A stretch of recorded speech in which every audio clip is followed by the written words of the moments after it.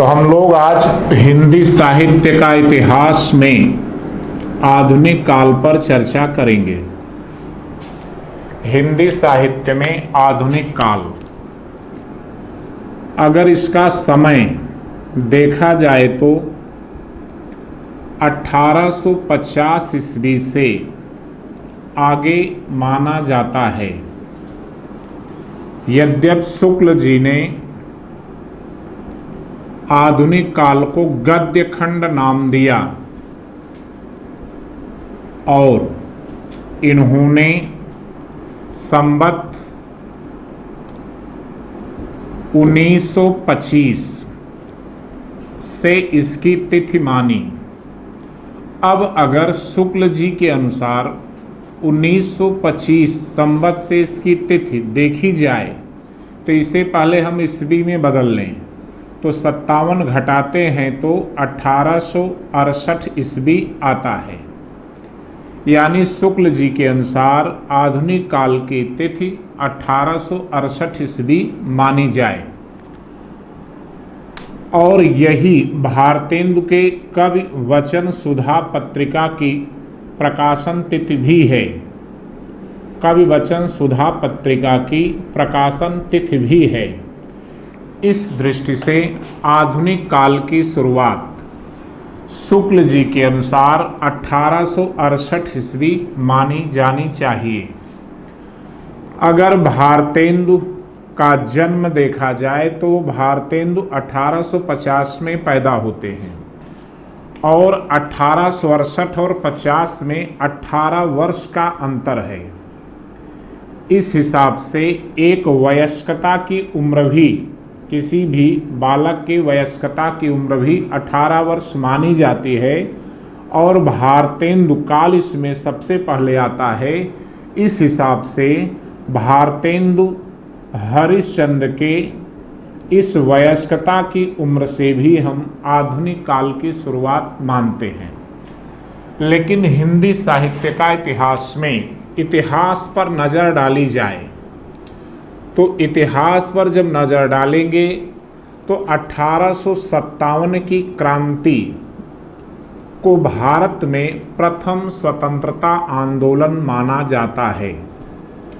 इस हिसाब से देखें तो भारतेंदु और 1857 की क्रांति में 7 वर्ष का अंतर आ रहा है। ये 1850 भारतेंदु का जन्म वर्ष है, 1857 की क्रांति होती है, यानी उस समय भारतेंदु की कुल उम्र 7 वर्ष थी।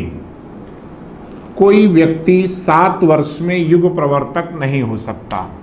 फिर समीक्षकों ने यह खोज निकाला कि भारतेंदु 5 वर्ष की ही उम्र में अपनी पिता को एक पंक्ति भेजते हैं और वह पंक्ति है, लय ब्यौढ़ा ठाढ़े भय, लय ब्यौढ़ा ठाढ़े भय, श्री अनिरुद्ध सुजान,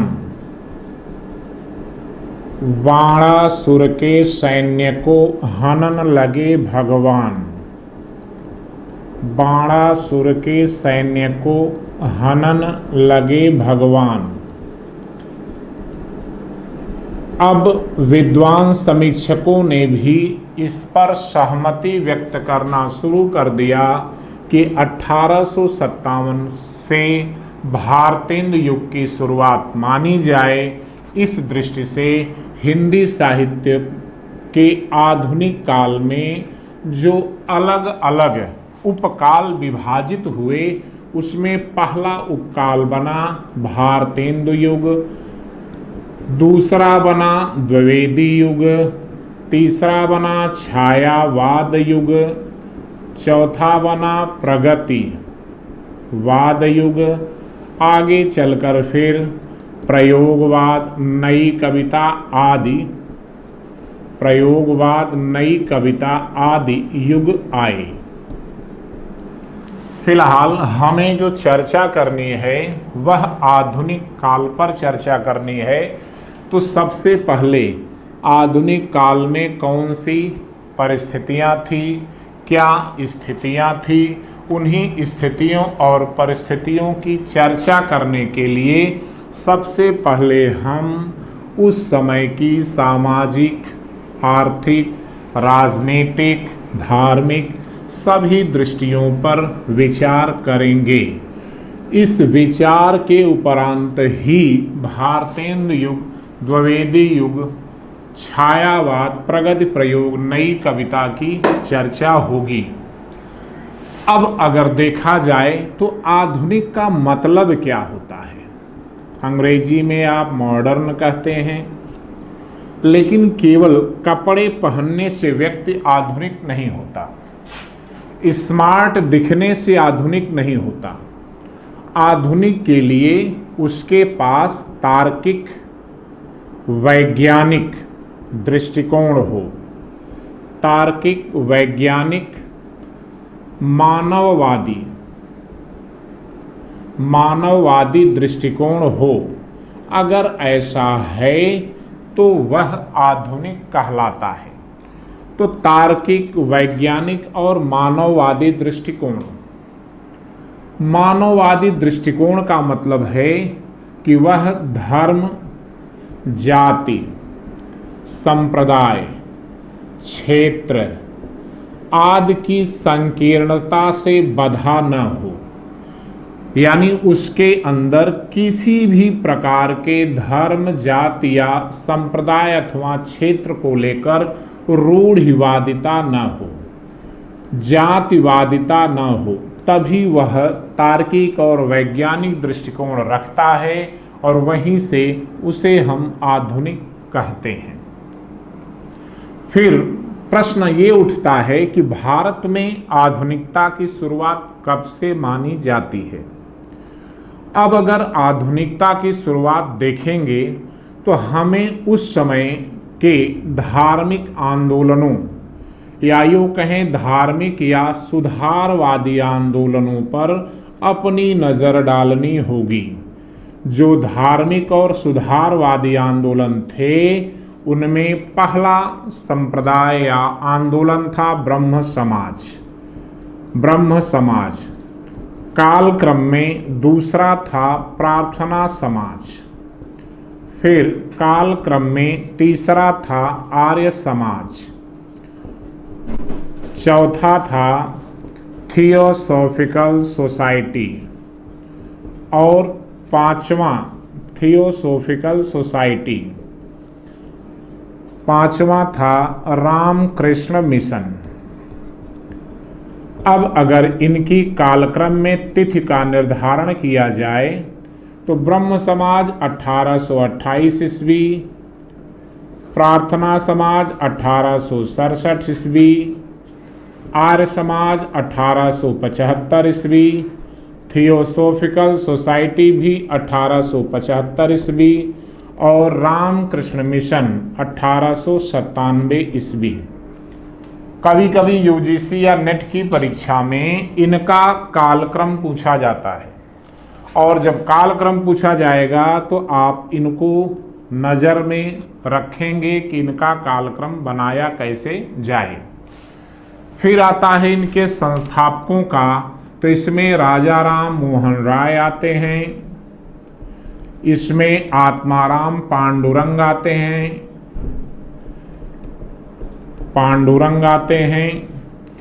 इसमें आते हैं स्वामी दयानंद सरस्वती और इसमें थियोसॉफिकल सोसाइटी में उसमें अमेरिकी कर्नल थे कर्नल अलकाट और रूसी महिला थी मैडम ब्लावत्स्की।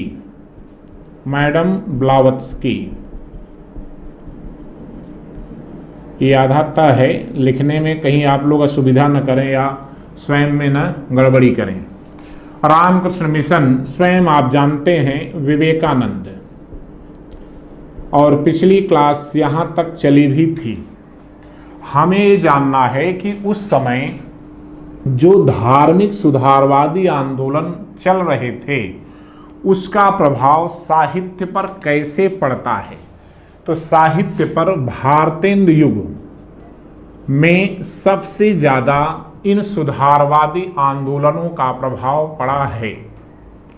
भारतेंदु युग की तिथि की चर्चा करें तो अभी इसके जस्ट पहले हम लोग इसका जिक्र कर चुके हैं कि 1868 ईस्वी ये कविवचन सुधा के प्रकाशन की तिथि है और शुक्ल जी के अनुसार 1868 से 1893 ईस्वी ये भारतेंदु युग का समय है।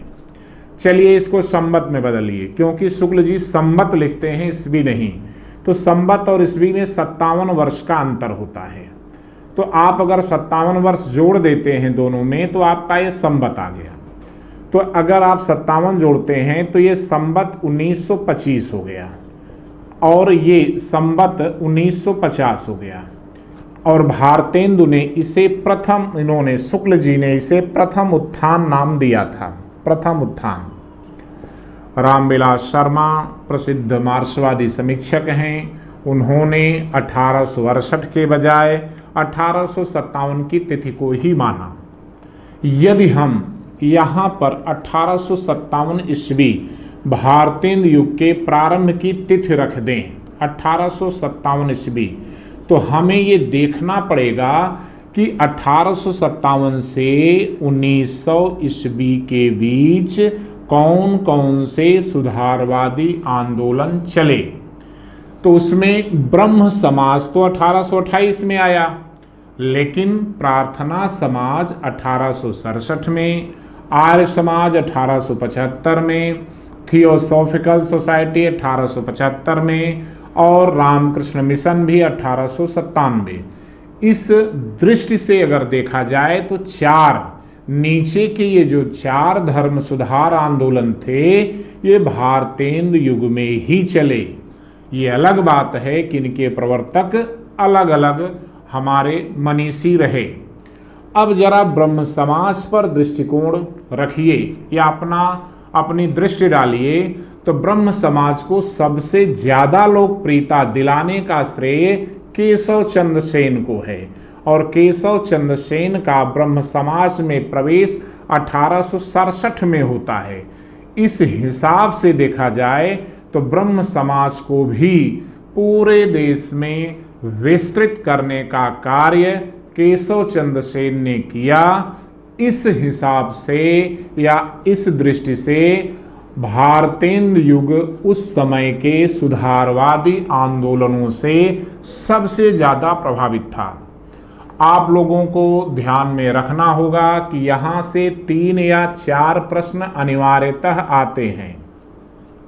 यूजीसी में तो सीधे सीधे कालक्रम पूछ लेता है।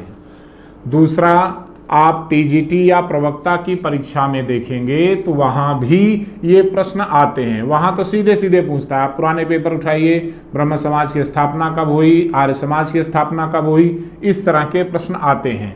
इसलिए इसे आप ध्यान में रख करके चलेंगे। फिर हमें इस पर देखना होगा कि भारतेंदु युग की क्या क्या विशेषताएं हैं। अगर हम इनकी चर्चा करेंगे कि इनकी स्थापना का उद्देश्य क्या था, इनके संस्थापकों का नज़रिया क्या था, संस्थापकों ने किस दृष्टिकोण को ध्यान में रख करके अपने इन सुधारवादी आंदोलनों की स्थापना की, तो वो एक इतिहास का प्रश्न हो जाता है। हमें साहित्य से मतलब है कि ये संस्थाएं साहित्य को किस तरह से प्रभावित करती हैं और साहित्य में किस तरह से इन संस्थाओं के प्रभाव से रचनाएं आईं और कौन कौन से विद्वान या साहित्यकार इनसे प्रभावित होकर के अपनी रचनाएं लिखते हैं। अब अगर उसे देखें तो फिर हम पीछे चलें, थोड़ा सा यहीं पर इसी के समानांतर भारतेंदु युग की विशेषता को देख लें। अगर भारतेंदु युग की विशेषता, मैंने इसको हटाया नहीं है, हल्का सा मिट गया है। अगर भारतेंदु युग की विशेषता को इनके सापेक्ष देखा जाए तो मुझे लगता है कि आपकी पूरी तैयारी हो जाएगी। क्या? भारतेंदु युग की पहली विशेषता है राष्ट्रीयता, राष्ट्रीयता की भावना। इन सभी सुधार आंदोलनों ने भरी थी। दूसरा, सामाजिक चेतना। सामाजिक चेतना भी भारतेंदु युग की दूसरी प्रमुख विशेषता है। तीसरा, इसमें जो महत्वपूर्ण था राष्ट्रीयता, सामाजिक चेतना, धार्मिक चेतना। धार्मिक चेतना में ये ध्यान रखना होगा कि ये लोग दो धार्मिक चेतना दो होती है, एक ईश भक्ति यानी आप जिस ईश्वर की भक्ति करते हैं, और दूसरा होता है राष्ट्र भक्ति, ये धार्मिक चेतना में आती है। तो भारतेंद्र युग में ईश भक्ति के बजाय राष्ट्र भक्ति पर बल दिया गया। देशभक्त वीरों मरने से नेक नहीं डरना होगा, प्राणों का बलिदान देश की वेदी पर करना होगा। ये नाथूराम शर्मा की पंक्ति है और यह 1859 में पैदा हुआ था। भले वह द्विवेदी युग में आता है, लेकिन रचनाएं उसकी इस युग को भी प्रभावित करती हैं। चौथी विशेषता जो आती है श्रृंगारिकता, लेकिन ये रीतिकाल की श्रृंगारिकता नहीं थी। यहाँ श्रृंगारिकता का मतलब था कि केवल श्रृंगार उद्देश्य नहीं है, जैसे हम लोग कहते हैं साध्य और साधन, तो यहाँ पर श्रृंगार केवल साधन था। साध्य क्या था? राष्ट्रीयता की प्राप्ति करना। चौथी विशेषता के बाद पांचवी आती है प्राकृतिक चित्रण, प्रकृति का आलम्बन रूप में चित्रण करना, तो ये प्राकृतिक चित्रण हो गया। और इसकी छठी विशेषता आती है रीति निरूपण। रीति निरूपण का मतलब था कि भारतेंद्र युग के पहले रीतिकाल चल रहा था और रीतिकाल में लक्षण ग्रंथ लिखे जा रहे थे, और लक्षण ग्रंथ वाले जो उस परंपरा वाले थे वो ये चाहते थे कि इस युग में भी लक्षण ग्रंथ मिले, लेकिन ऐसा नहीं था। जब राष्ट्रीयता प्रमुख हो जाती है तो सारी भावनाएं, सारे विचार उसी के अकॉर्डिंग, उसी के अनुकूल चलते हैं, इसलिए रीति निरूपण उस दृष्टि से नहीं हो पाई। सातवीं जो दृष्टि है वह दृष्टि थी भारतेंद्र युग में कि नए नए रूपों का प्रयोग करना और कवि गोष्ठियों का आयोजन करके लोगों को उसके उपयुक्त बनाना। तो एक प्रकार से काव्य चेतना लोगों में लाने के लिए एक दृष्टिकोण भी बनाया गया था, और इस दृष्टिकोण को एक सामान्य नाम दिया गया, उसे कहा गया क्या? समस्या पूर्ति। और आठवीं विशेषता थी भाषाई चेतना। भाषाई चेतना, अब अगर हम इस पूरे युग पर दृष्टि रखें तो ये देख सकते हैं कि राष्ट्रीयता की भावना कैसे इन लोगों में आई, समाज को इन्होंने किन दृष्टियों से देखा। आर्य समाज का महत्वपूर्ण कार्य था अंत्यजों को राष्ट्र की मुख्य धारा से जोड़ना, और स्वामी दयानंद सरस्वती को इसीलिए भारत का मार्टिन लूथर किंग कहा गया कि उन्होंने अंत्यज जो अछूत थे उन्हें आर्य नाम दिया, उनके लिए आर्य मंदिरों की स्थापना की, आर्य विवाहों की स्थापना की और सामूहिक विवाह करा करके उन्हें समाज में मुख्य धारा में लाते हैं। जो लोग हिंदू धर्म छोड़कर अन्य धर्मों को ग्रहण कर लिए उन्हें वापस लाने के लिए दयानंद सरस्वती ने उपक्रम किया, इसीलिए इन्हें सुधारवादियों में भारत का मार्टिन लूथर कहा गया। तो कहीं न कहीं सामाजिक चेतना इनसे भारतेंद्र युग को मिलती रही। प्रार्थना समाज इतिहास में आप पढ़ते हैं कि पाश्चात्य में जैसे ईसाई धर्म में लोग करते क्या हैं, चर्च में जाकर प्रार्थना करते हैं, उसमें पंक्तिबद्ध होकर एक लाइन में खड़े होकर के लोग ईश्वर के प्रति अपना समर्पित भाव व्यक्त करते हैं। आत्माराम पांडुरंग ने महाराष्ट्र में आगरकर और जस्टिस रानाडे के सहयोग से हिंदू धर्म में भी इस पद्धति का प्रयोग किया कि यदि आपके पास 5 मिनट 10 मिनट का समय हो तो प्रातः या सायं कंपनी में या फैक्ट्रियों में जाने से पहले एक लाइन में पंक्तिबद्ध होकर अपने आराध्य को अपना समर्पण दिखाएं। हालांकि इसका व्यापक विरोध हुआ और यह ज़्यादा लोकप्रिय न हो पाया।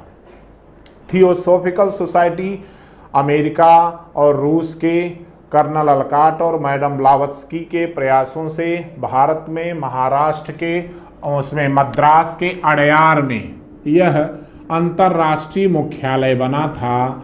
लेकिन एनी बेसेंट कालांतर में होम रूल लीग आंदोलन से जुड़ गई, जिसे हम लोग स्वशासन कहते हैं, और इनके जुड़ जाने से यह संस्था भी समाप्त हो गई। रामकृष्ण मिशन का जो विवेकानंद का दृष्टिकोण था और रामकृष्ण मिशन के माध्यम से जो सेवा भाव था, दरिद्र नारायण की सेवा करना, वही भाव व्यापकता प्राप्त करता है। आज भी इससे लोकप्रियता मिलती है। तो इसका कारण था कि इसमें किसी भी प्रकार के जाति पात, छुआछूत, धर्म, संप्रदाय की किसी भी पाबंदी से हट करके दरिद्र को नारायण मानकर उनकी सेवा करना, और कहीं न कहीं यह दृष्टिकोण साहित्य को भी प्रभावित करता है। हम लोग जब पढ़ेंगे छायावाद में तो निराला स्वयं विवेकानंद से प्रभावित थे और विवेकानंद के प्रति उनकी कई पंक्तियां हमें मिलती हैं। श्रृंगारिकता की भावना रीतिकाल में प्रधान थी, भारतीय युग में गौण हो गई। प्राकृतिक चित्रण रीतिकाल में आलंबन था, भारतीय युग में उद्दीपन हो गया। रीत निरूपण रीतिकाल में प्रधान थी, भारतीय युग में गौण हो गया। समस्या पूर्ति ये हिंदी साहित्य में अपने ढंग का एक नया दृष्टिकोण था। इसमें क्या करते हैं कि नए नए कवियों को तैयार करने का एक प्लेटफॉर्म कह सकते हैं कि किसी कवि के अंदर काव्यात्मक प्रतिभा है, उसको अगर तलाशना है तो हम क्या करते हैं, उसको एक समस्या देते हैं और उस समस्या पर वह कोई पंक्ति लिखेगा। जैसे आपको कह दिया गया समझाई के गाय, तो अब आप समझाई के गाय के एक शब्द पर 4 लाइन, 8 लाइन, 10 लाइन की पंक्ति लिखिए, और अगर आप लिख लिए तो इसका मतलब आप समस्या पूर्ति कर लिए और आपको कवि का सम्मान मिले।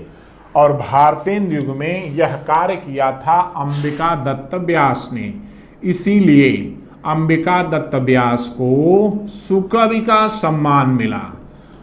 अंबिका दत्त व्यास को सुकवि का सम्मान मिला। जब हम लोग एक एक कवि की चर्चा करेंगे तो वहाँ इनकी चर्चा दोबारा होगी। फिर भाषाई चेतना, यह भारत की सबसे बड़ी समस्या थी। आज भी भाषा को लेकर समस्या बनी हुई है, लेकिन हम आज की समस्या या विवाद में पड़ने के बजाय हम केवल उस युग की जो समस्या है उन समस्याओं पर अपनी दृष्टि रखें। केवल विषय वस्तु के ही सापेक्ष चलना है, विषयांतर नहीं होना है। जरा ये देखें कि भारतीय युग में, चलिए इनका समय हम 1857 से 1900 मानते हैं। अब इसके बीच भाषा किस प्रकार से प्रयोग किया जाए। भारतीय के पहले सितारे हिंद थे। इन्होंने क्या किया था कि जिस हिंदी का प्रयोग किया था उस हिंदी में अरबी फारसी के शब्द ज़्यादा थे, अरबी फारसी के शब्द ज़्यादा थे, इसीलिए इसे आम फहम या खास लोगों की पसंद भाषा कहा गया। दूसरा, राजा लक्ष्मण सिंह थे, जिन्होंने हिंदी में संस्कृत के ज़्यादा से ज़्यादा शब्दों का प्रयोग किया, तो इनकी हिंदी में संस्कृत के ज़्यादा से ज़्यादा शब्द आते थे।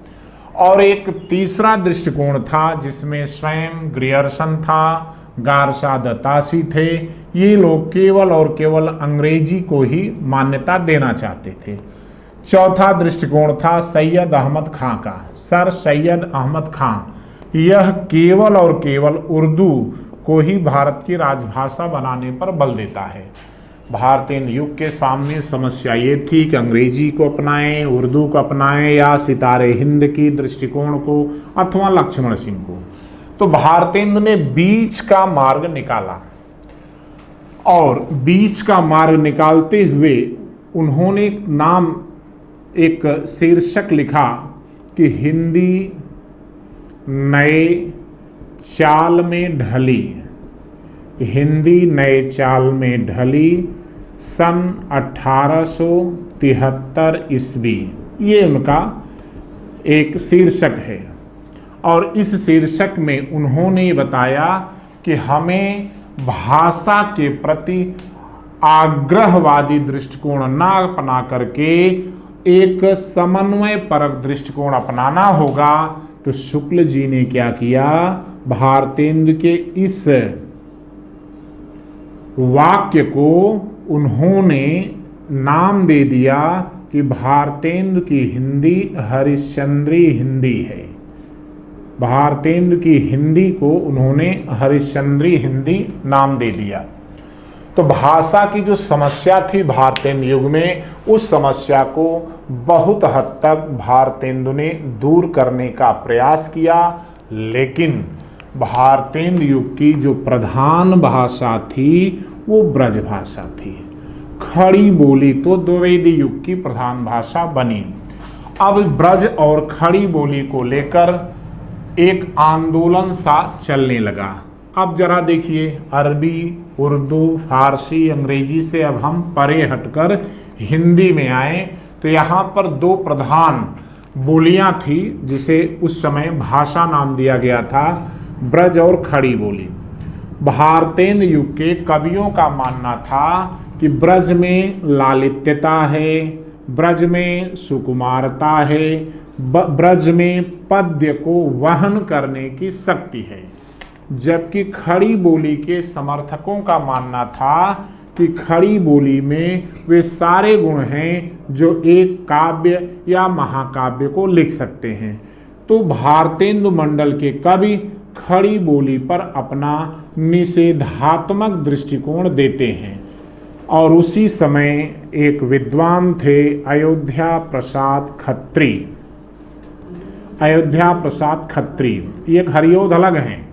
खत्री ने क्या किया कि खड़ी बोली का पद्य शीर्षक से एक छोटी सी पुस्तिका निकाली, हम लोग जिसे निबंध कर सकते हैं। तो खड़ी बोली का पद्य शीर्षक से पुस्तिका निकाली और इसमें इन्होंने खड़ी बोली आंदोलन को तीव्र गति से शुरू कर दिया। और मिल गए इन्हें सहयोगी के तौर पर श्रीधर पाठक, और उन्होंने भी इनके इस खड़ी बोली आंदोलन में सहयोग किया।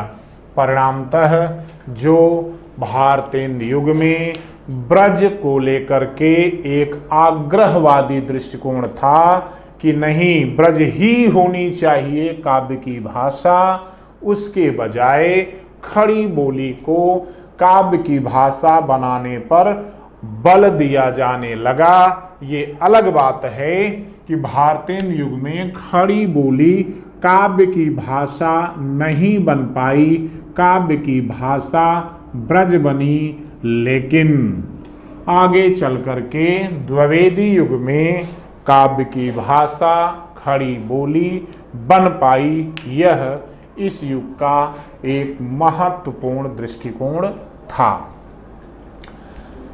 अगली क्लास में हम लोग चर्चा करेंगे कि भारतेंदु युग के कवियों का दृष्टिकोण क्या था, कवि क्या कहना चाहते हैं, कवियों की सोच क्या थी, कवियों की रचनाएं कैसी थी, कवियों ने अपना दृष्टिकोण किस प्रकार से रखा, इस युग में कौन कौन कवि आते हैं, उनकी प्रमुख रचनाएं कौन सी हैं, उन सब पर अपनी नज़र रखेंगे। ठीक।